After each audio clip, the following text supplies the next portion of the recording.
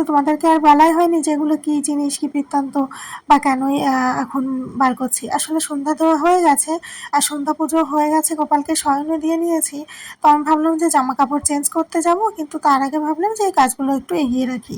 এগুলো হচ্ছে জন্মাষ্টমীতে যে ভোগ প্রসাদগুলো আমি বানাবো, গতবারও বানিয়েছিলাম, তো তার জন্য যে মশলাপাতিগুলো আমার দরকার, আসলে মিক্সি তো নেই মানে নিরামিষভাবে, তো সেই কারণে আর কি গুঁড়ো মশলা আমাকে ইউজ করতে হয়। তো সেজন্য আর কি মশলার বাজার টাজার সব কিছু করে আনা হয়ে গেছে, বেশি বেশি করেই আনা হয়েছে। তো আমি প্রথমে আর কি এই যে বক্সটা তোমরা দেখছো এর ভিতরে অল্প অল্প করে আগে ঢেলে নিচ্ছি, মানে আমার যতটুকু প্রয়োজন হবে সেইভাবে। আর এগুলো একবার ভরে রেখে দিলে পরে কাজও তো এগিয়ে থাকবে, না হলে সময় হাতে খুবই কম রয়েছে, একটু একটু করে সব কিছু আমাকে মানে গুছিয়ে নিতে হচ্ছে।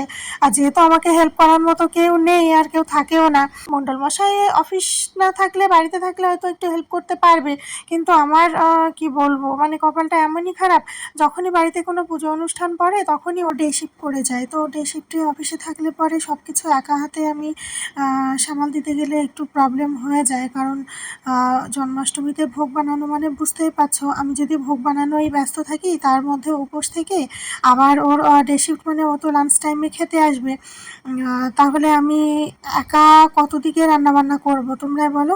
তো এরকমটা হয় বলে আমি কি করি যে ভোগ প্রসাদটা এমনভাবেই বানাই, আর বাসনগুলো আমার নিরামিষ এমনই যে খুব একটা বেশি হয় না, মানে ওই 20-25 জনের মতো ভোগ প্রসাদ তৈরি হয় যে ধরনের বাসন।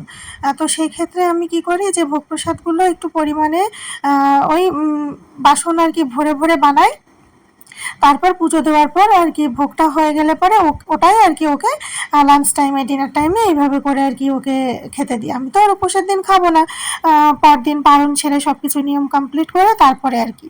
আসলে পুজোর দিনে উপোস থেকে সঠিক সময়ের মধ্যে ভোগ বানিয়ে সেটা আবার পুজো করে ভোগ প্রসাদটা যেহেতু বিশেষ করে মণ্ডলমশাইকেই আমি আগে প্রথমে ভোগ প্রসাদটা খেতে দিই, কারণ ওর যেহেতু অফিস থাকে সেহেতু ওকে লাঞ্চ টাইমে ডিনার টাইমে খেতেই হবে, আর ওর টাইম মতো ঘরে চলেও আসে, তো তারপর আর কি সেই প্রসাদটা পরে গিয়ে আমি ধীরে সুস্থে সবাইকে ভাগ করে দিই।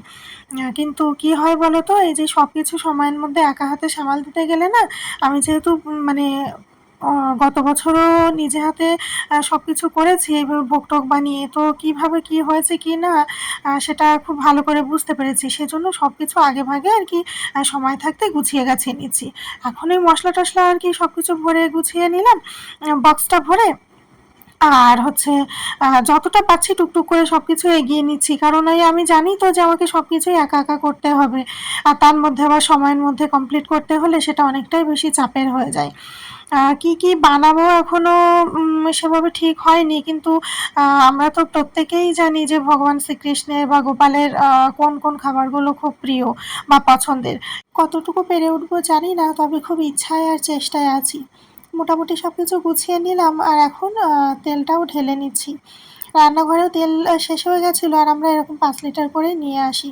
তো ভাবলাম যে ফুরিয়ে তো গেছে, তেল এমনিও আনতে হবে, আর ভোগ বানানোর জন্য আমার যতটুকু লাগবে আমি সেই বুঝে আর কি এইটার ভিতরে, এই কৌটাটার ভিতরে একটায় আর কি সর্ষের তেল ভরে নিচ্ছি, আর বড় আরেকটা যেটা পাশে দেখছো ওটার ভিতরে রিফাইন তেল ভরে নেব এখন।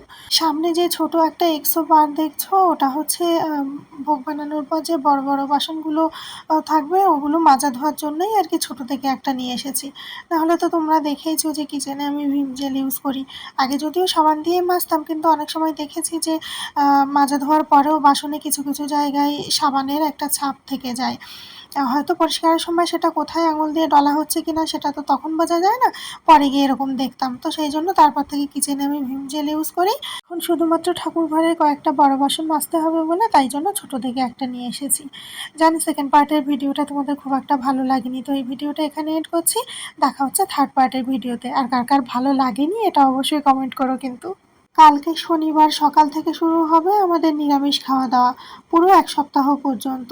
সেজন্য ফ্রিজে মাছ, ডিম, ননভেজ যা কিছুই ছিল সব রান্না করে কমপ্লিট করে নিয়েছি। আর সন্ধ্যাবেলা উনুনে করেছিলাম চিলি পনির, তো ওটাতেও পেঁয়াজ রসুন ব্যবহার হয়েছে। তাছাড়া পনিরটা নিরামিষ দিনে রান্না করতে পারতাম ঠিকই, কিন্তু ক্যাপসিকাম আনা ছিল ঘরে অনেক কয়দিন আগের, তো সেটাও খারাপ হয়ে যাচ্ছিল দেখে ভাবলাম না বানিয়ে ফেলি, তাহলে সব কিছু অন্তত কমপ্লিট হবে। তো সে কারণে ওটা আবার বানানোর পরে সেটা তো খাওয়া দাওয়া হয়েছে। রাতে রুটি বানিয়ে ওকে টিফিন প্যাক করে দিয়েছি। তারপর পরই ও তো বেরিয়ে গেলে আমি সন্ধ্যা পুজো দিয়ে তোমরা দেখেছো যে সেকেন্ড পার্টের ভিডিওতে আমি মশলাগুলো আর কি ভরে ভাগ করে রাখছিলাম ভোগ বানানোর জন্য। তো সেগুলো সব কিছু করেছি। আর তোমরা হয়তো ভিডিওতে অনেকটাই শর্ট টাইমের মধ্যে দেখো ঠিকই, কিন্তু এগুলো করতে যে কতটা সময় লাগে সে তো আমিই জানি। আর এখন যে কত রাতে এইগুলো করছি সেটা আর তোমাদেরকে নাই বা বললাম। ও তো নাইট শিফটে অফিসে বেরিয়ে গেলেই সাথে সাথে আমি সন্ধ্যা পুজো দিতে চলে গেছি। তারপরে তো বাদবাকি কাজকর্ম তোমরা দেখেইছো। মানে হাতে একদমই সময় ছিল না যে কিচেনটা ক্লিন করে থালা বাসনগুলো মেজে ধুয়ে যাব। তো তারপরে সব কিছু সেরে এসে দেখলাম যে না অনেকটা রাতও হয়ে গেছে। তারপর তো আমি আমার মতো সব কিছু কমপ্লিট করে খাওয়া দাওয়া করে নিলাম। আর এখন দেখছি যে বাসনপত্র সব কিছু ভরে এতটা হয়েছে, নাহলে কিন্তু আমি কখনোই এভাবে সিঙ্ক ভরে ভরে জমিয়ে রেখে কখনো বাসন মাজতে যাই না। আর আমার এটা ভালোও লাগে না, জানো তো। আর এই রাত্রে এসে করছি ঠিকই, আর আমার এই রাত্রে না স্বাভাবিক জানি না বাকি সবার ক্ষেত্রে এরকম হয় কি না। যতটুকুনি মানুষের রান্নাবান্না কাজকর্ম যাই কিছু করি না কেন সারাদিনে, আমার রাতে না যখনই রাত হয়ে যায় খাওয়া দাওয়ার পরে আর মনে চায় না যে মানে ধৈর্য সহকারে ঝামেলার কাজকর্মগুলো করি। কারণ এই ধোয়া মোছার ব্যাপারগুলো এগুলো সময় লাগে খুবই। আমি ওই লোকের মতো কি বলবো আর মাঝখান থেকে এগড়া ভেগড়াভাবে কাজ করতে পারি না। আমার কাজ একেবারে সূচের আগার মতো নিখুঁত একদম হতে হবে, মানে এক্কেবারে টিপটপ পরিষ্কার পরিচ্ছন্ন। জানি না এই খুঁতখুঁতে ভাবের কারণেই হয়তো আমার কাজকর্মে বেশি সময় লাগে। আর তাই যদি লাগে তাহলে আমার মনে হয় ঠিক আছে, আমার তাতে কোনো অসুবিধা নেই। কারণ ওই কাজ করে গেলে আমার তারপর ওই দেখে কেউ বলবে যে ঘর ঝাড়ু দেওয়া হয়েছে দেখে সেটা বোঝা যাচ্ছে না, মনে হচ্ছে না ও আমি নিজে দেখে পছন্দও করি না, সহ্যও করতে পারি না।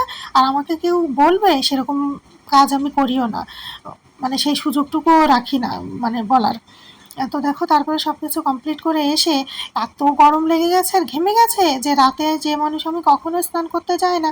নাহলে আমার আবার একটু ঠান্ডার ধাঁচ আছে, তো অল্পতেই আর কি ঠান্ডা লেগে যায়। তো সে কারণে তোমরা দেখো যে আমি হাত পা ধুয়ে সমস্ত জায়গায় আর কি ভালো করে ধুয়ে ফ্রেশ হয়ে যায়, কিন্তু স্নান আমি সহজে রাতে করি না।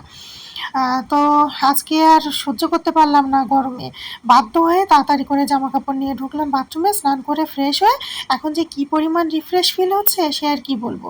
তারপরে এসে ভাবলাম কোথায় শোবো, আর এখন দেখছি যে এই 2-3 দিন ধরে যা জামা কাপড় কাচা ধোয়া হয়েছে সব তো আর একবারে শুকাচ্ছে না, কারণ এক একটা কাপড় চোপড় এক এক রকম ম্যাটেরিয়ালের। তো এইগুলোও শুকিয়েছে বলে সেগুলো এনে রাখা ছিল ঘরে, এখন যদি আবার ফোল্ড না করি আবার জমা পড়ে বেশি হবে। তো তারপরে ভাবলাম যে না বেশি তো না, অল্প কয়েকটা এগুলো করে আগে কমপ্লিট করেই নিই, তারপরে আর কি ঘুমাতে যাব। তো সেগুলো আর কি ভাঁজ টাজ করে উঠিয়ে রেখে নিলাম।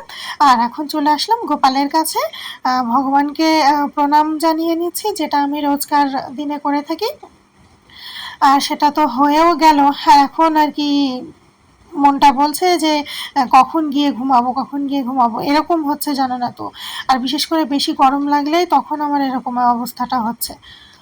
এত গরম পড়েছে যে স্নান করার পরেও ভালো লাগছে না যেন। বালিশ নিয়ে চললাম খাটের নিচে, এই যে অল্প একটু জায়গা রয়েছে এখানটায় এখন ঘুমাবো।